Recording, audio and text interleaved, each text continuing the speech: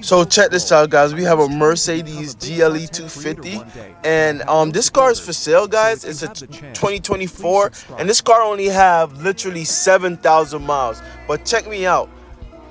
This used sale guy is a used car, so the sales guy think the turbo is bad. You listen, you hear no rattle, but I literally told him if the turbo was bad, you would instantly get codes because it's electronic controlled by the PCM. And also, if the wastegate was bad, you'd have heard it sticking because the turbo is right in the front. You hearing the loud turbo because the turbo is right up top. And most cars, the turbo is not up top, right in front of your face. So that's the noise the used sales guys are not used to. So that's why they're saying the turbo is bad. But if the turbo is exposed and is right in your face, of course you're going to hear a lot of actuator noise and a lot of wastegate rattle and a lot